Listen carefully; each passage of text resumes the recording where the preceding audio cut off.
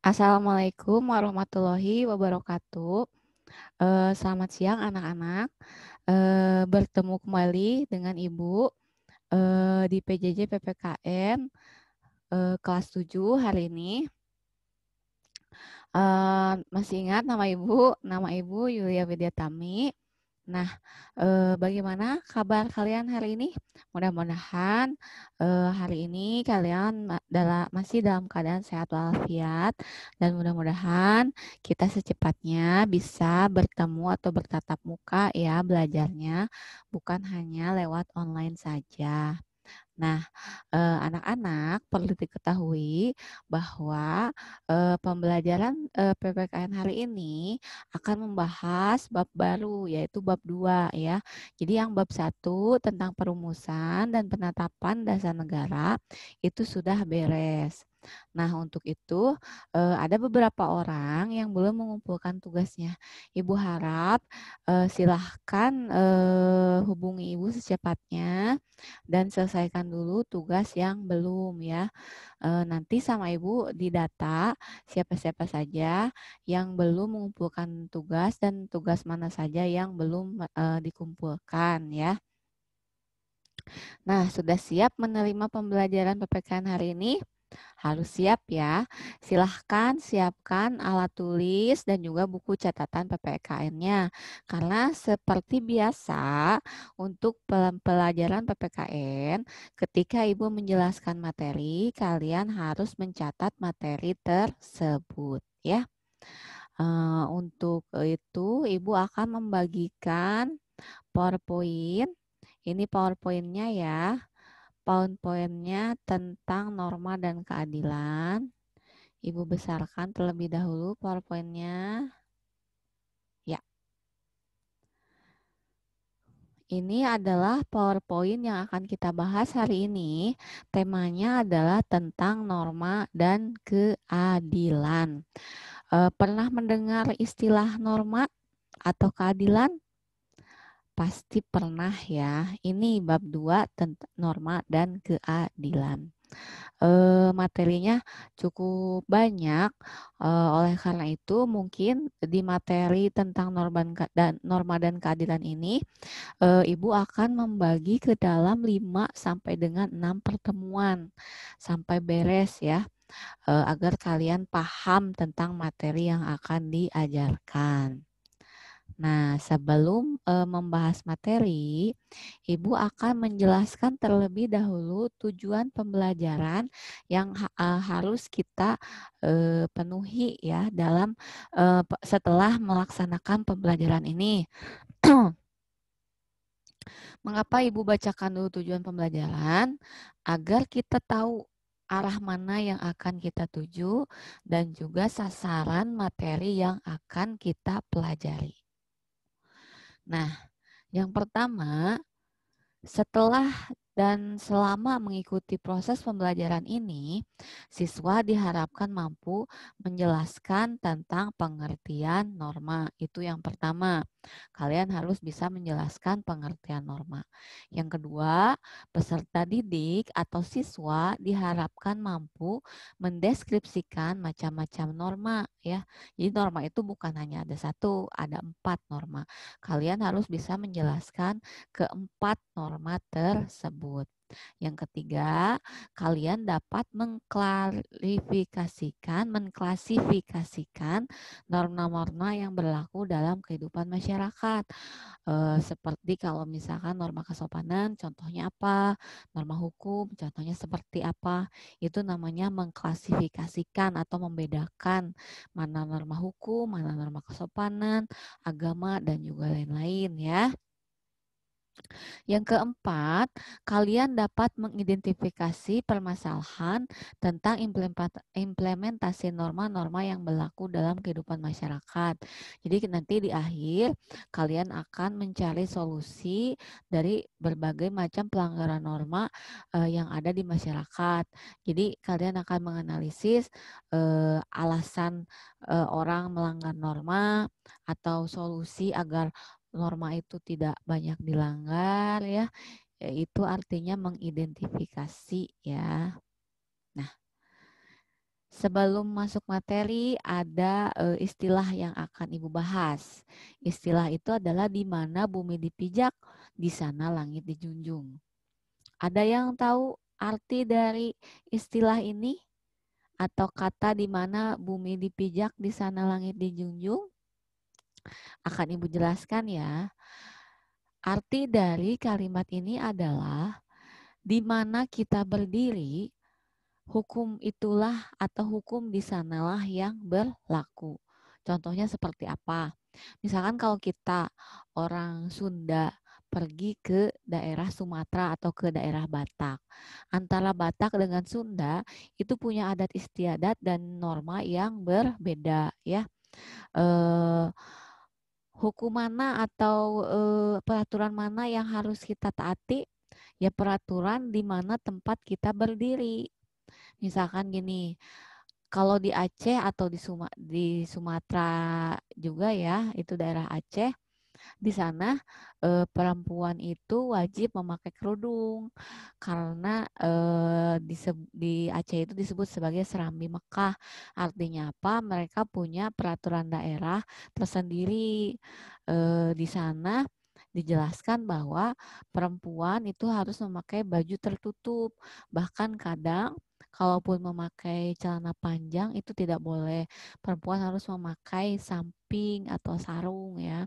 Nah, ketika kita akan atau jalan-jalan ke Aceh, terus kita diberhentikan oleh polisi kedisiplinan atau pamung praja di sana karena tidak memakai kerudung dan celana, kita tidak memakai sarung atau memakai celana panjang yang ketat, kita harus mengerti dan juga mematuhi. Jangan sampai dibilang bahwa eh, di adat Sunda atau di Jawa Barat nggak apa-apa kok perempuan nggak pakai kerudung, atau di Jawa Barat perempuan bebas kok memakai celana panjang, celana pendek, tidak ada yang melarang. Tetapi kalau di Aceh peraturannya sudah seperti itu. Jadi perempuan harus pakai kerudung, bajunya harus tertutup, harus pakai rok atau pakai samping ya. Nah, itulah contoh istilah di mana bumi dipijak, di sana langit dijunjung. Artinya apa? Ketika kita dalam lingkungan orang lain, hukum di sanalah yang berlaku ya.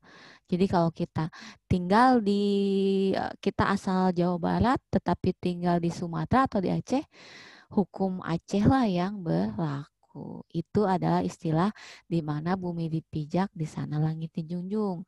Nah, apa hubungannya kalimat tersebut dengan materi yang akan kita bahas hari ini? Hubungannya adalah bahwa norma atau aturan di setiap daerah itu berbeda-beda.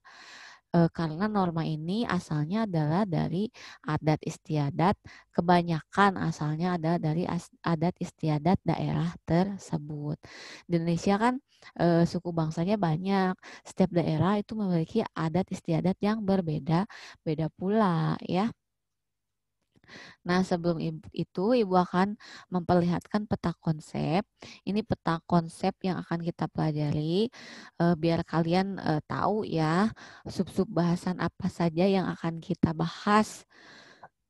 Yang pertama, hari ini kita akan membahas tentang pengertian norma. Jadi kita ada di sini. Kita akan membahas pengertian norma. Setelah membahas pengertian norma, kita akan membahas tentang macam-macam norma. Nah, norma ini ada 4, ada norma kesusilaan, kesopanan, agama, dan juga hukum.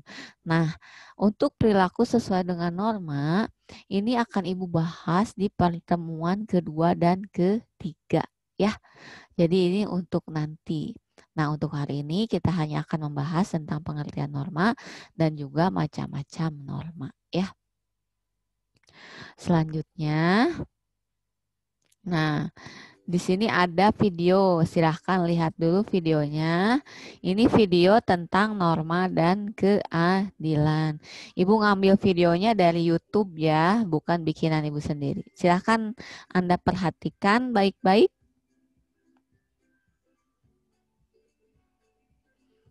Ada fungsi norma di sini, ada petunjuk arah dalam bersikap, alat pemersatu masyarakat, dan lain-lain. Ini boleh ditulis ya.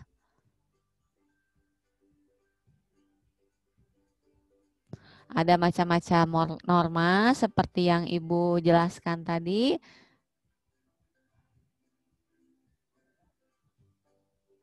Manfaat norma ini. Nah, ini bahasan tentang norma kesusilaan.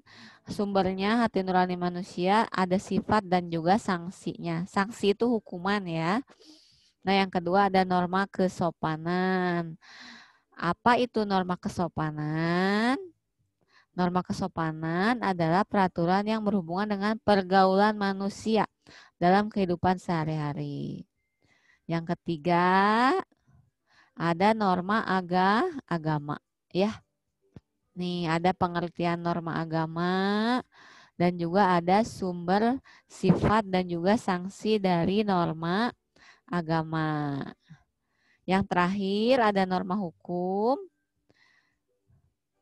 Nah, ini ada pengertian keadilan. Nah, untuk keadilan ini akan Ibu bahas di pertemuan keempat dan kelima ya. Jadi materi tentang norma dan keadilan ini cukup banyak. Nah, di materi keadilan ini nanti akan Ibu jelaskan keadilan distributif dan juga keadilan legal.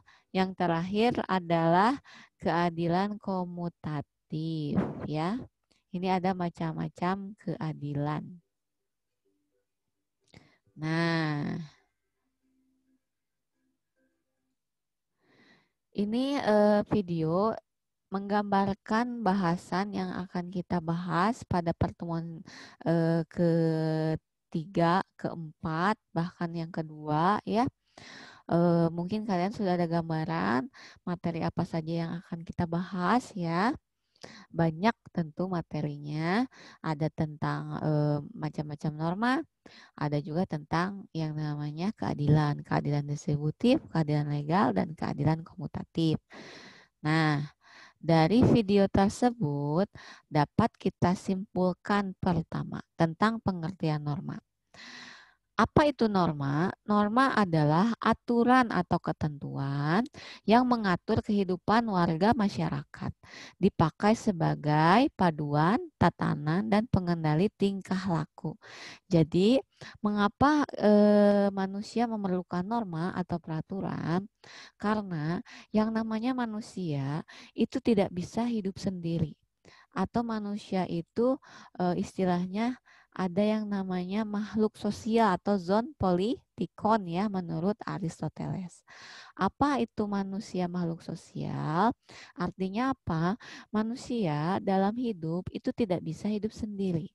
Manusia dalam hidupnya harus berdampingan dengan orang lain ya. Nah, dalam hidup berdampingan ini, tiap-tiap manusia itu memiliki perbedaan pandangan, perbedaan pendapat ya, dan juga perbedaan keinginan. Nah, perbedaan-perbedaan inilah yang akan menimbulkan perselisihan atau pertengkaran. Maka dari itu, muncullah norma sebagai alat untuk mencegah agar perselisihan ini tidak terjadi ya. Contoh kecil saja, ketika kita di rumah serumah dengan adik atau serumah dengan kakak ya. Padahal kita saudara. Tetapi adik dan kakak ini kita sering bertengkar. Nah, itu adalah contoh bahwa walaupun sedekat apapun manusia, itu pasti ada perbedaan di antara mereka. Oleh karena itu ada yang namanya aturan-aturan atau norma ya. Di rumah kan ada aturan, misalkan aturan untuk menggunakan TV.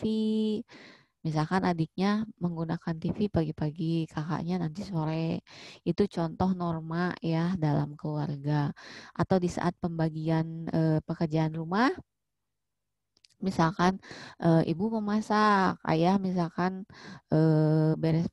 mengepel, anak-anak yang lain membersihkan rumah atau ada yang mencuci dan lain-lain.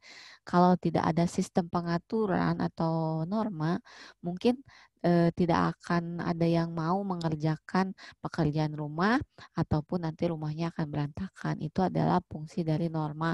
Salah satu contoh kecil eh, fungsi norma di kehidupan kita sehari-hari ya.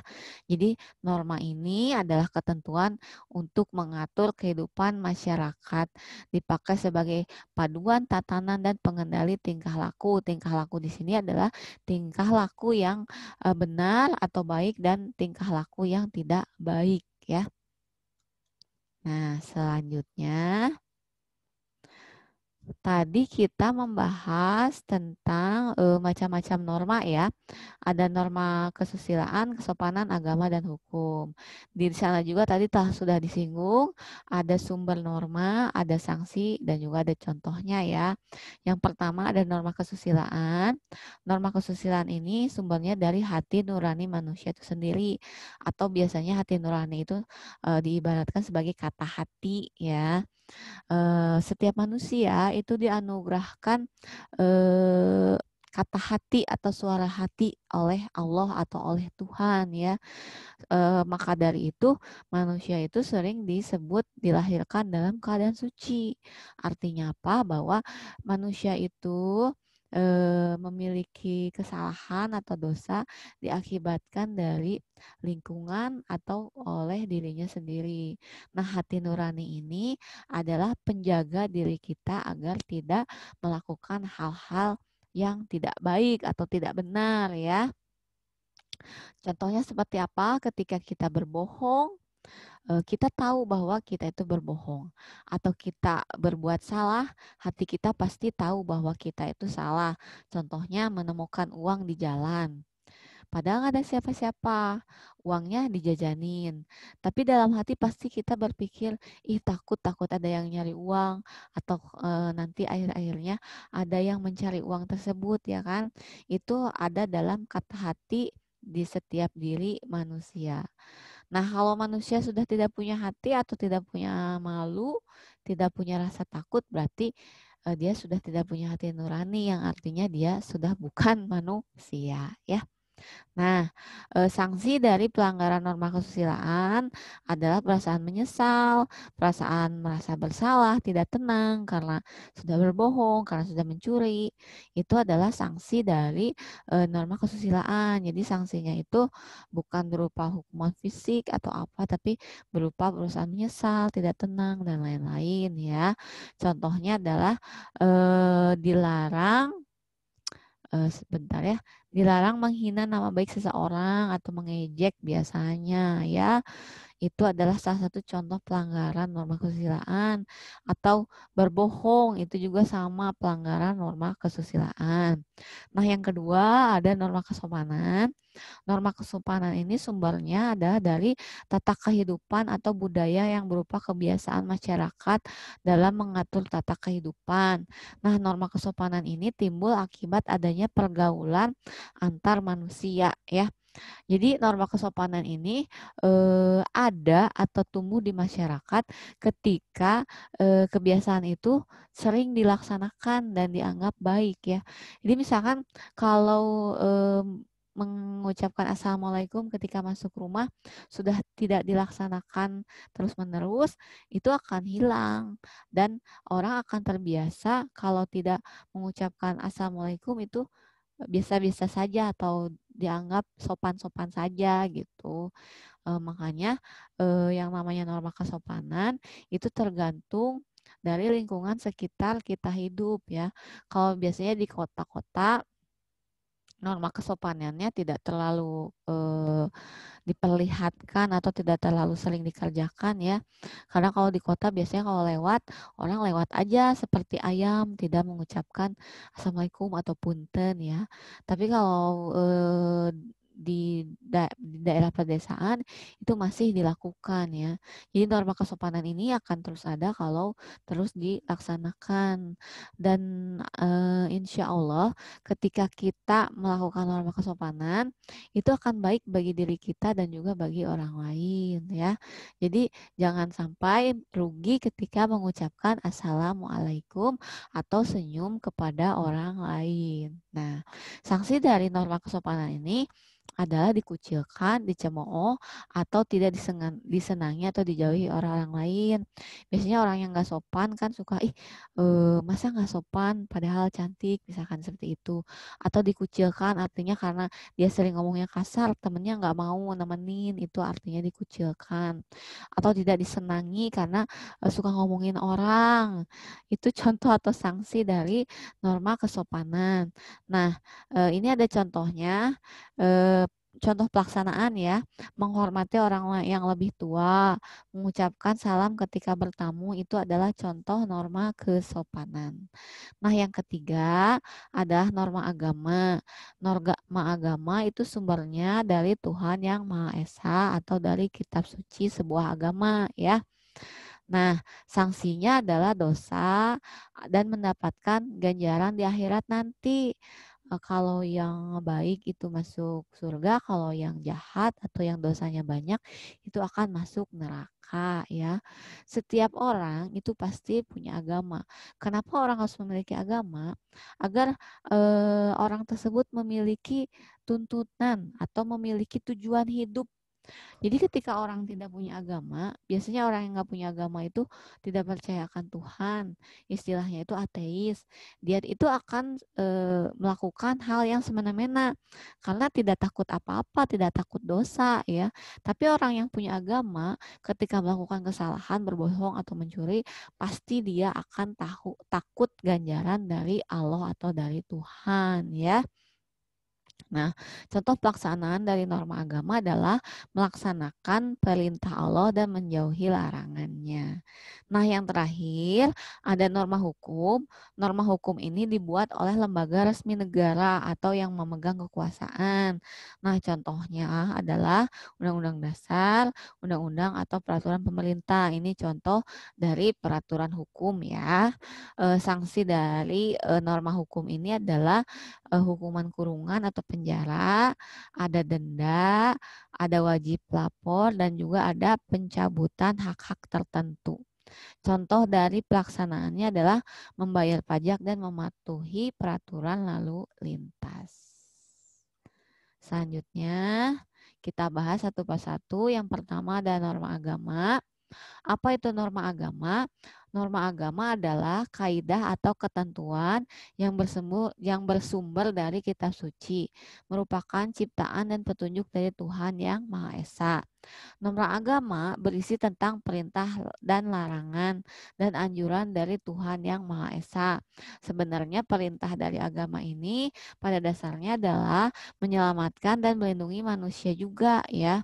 Nah, ketika kita melaksanakan ajaran agama, tentunya kita akan terhindar dari mara bahaya, dari dosa, ya kan?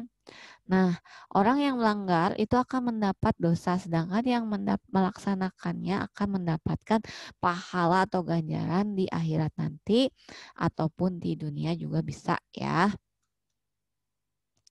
Nah, yang kedua yang dibahas itu adalah fungsi norma agama. Agama bagi manusia, fungsinya adalah agar hidup manusia itu bahagia di dunia dan di akhirat karena punya tujuan ya. Nah, ini ada contoh norma agama atau pelaksanaannya, toleransi terhadap agama teman. Jadi, setiap agama itu sebenarnya mengajarkan hal-hal yang baik. Jadi, ada istilah agamaku, agamaku, agamamu, agamamu, ya. Kita harus toleransi terhadap agama yang lain, ya. Yang kedua, menghormati orang tua itu termasuk pelaksanaan norma agama. Jangan membuat riba, ya.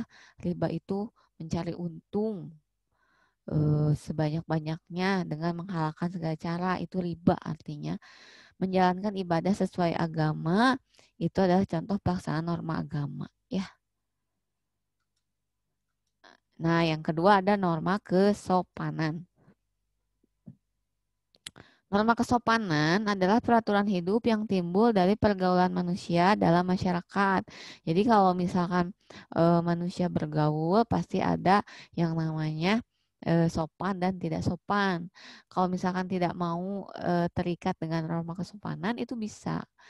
kamu tinggal saja sendiri di gunung misalkan. Kalau di gunung kan teriak-teriak juga nggak ada yang marahin.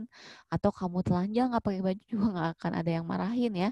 Tetapi ketika kamu hidup dengan orang lain di dalam masyarakat, itu ada yang namanya ukuran-ukuran kesopanan. Contohnya ketika kamu keluar tidak memakai baju yang seksi, itu biasanya orang akan melihat dan menganggap kamu tidak sopan ya.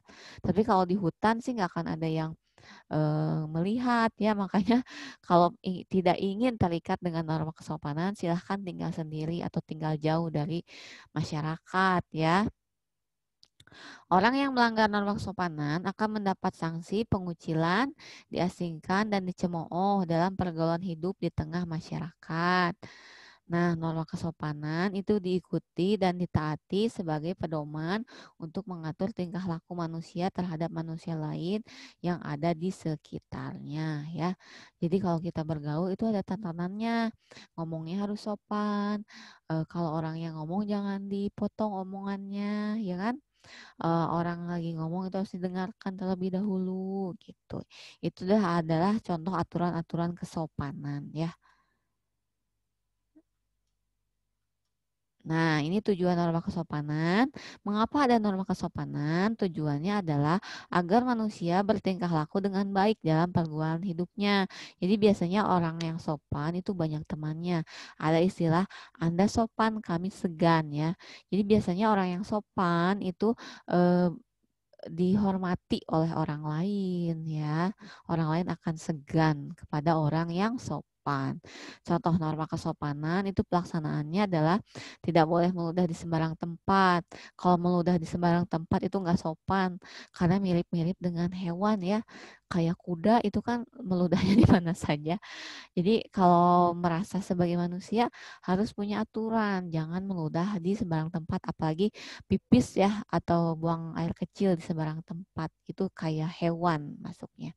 Nomor dua, orang muda harus menghormati orang yang lebih tua ya. Jadi walaupun misalkan kita pintar, kaya, tapi sama orang tua atau tetangga kita yang lebih tua, teman kita yang lebih tua, kita harus menghormati ya.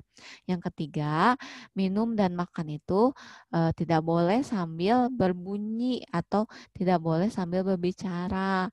Atau biasanya kalau di kita makan dan minum itu tidak boleh sambil berdiri. Itu adalah contoh pelaksanaan norma kesopanan di masyarakat. Nah, yang ketiga ada norma kesusilaan. Norma kesusilaan adalah peraturan tentang perbuatan baik dan buruk yang bersumber dari hati nurani manusia. Yang Ibu jelaskan tadi ya, kata hati. Setiap manusia memiliki kata hati. Dari lahir, dari kecil, fitrah manusia salah satunya adalah memiliki kata hati. Norma kesusilaan itu berisi tentang tingkah laku yang berdasarkan keadilan dan juga kebenaran. Keadilan dan kebenaran di sini adalah tolak ukurnya adalah rasa belas kasihan dan juga kebijaksanaan di sini ya. Orang yang melanggar akan mendapat sanksi merasa bersalah dan juga merasa menyesal. Nah, tujuan norma kesusilaan itu agar manusia mempunyai mempunyai atau memiliki hati nurani yang bersih. Biasanya hati nurani yang bersih itu akan melahirkan orang yang sopan, taat agama, beribadah ya, dan juga taat hukum ya.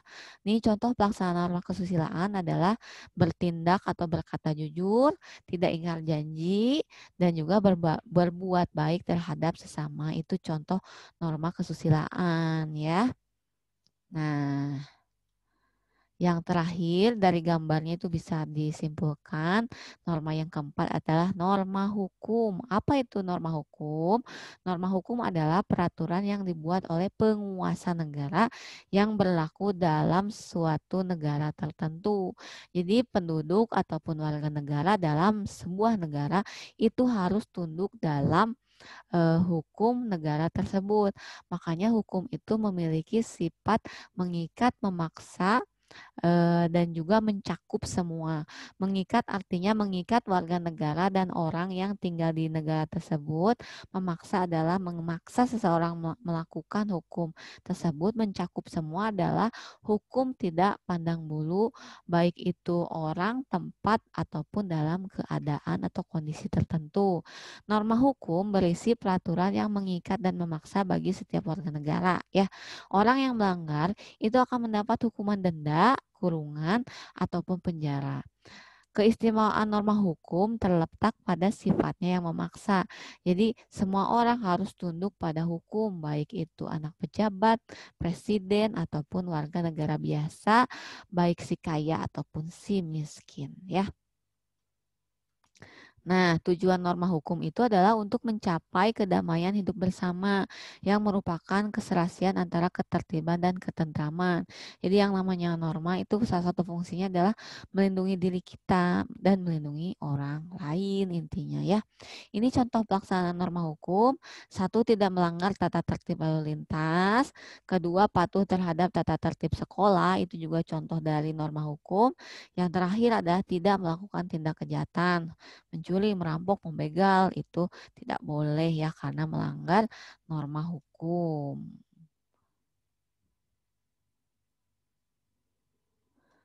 Yang selanjutnya, nah terakhir ada penugasan.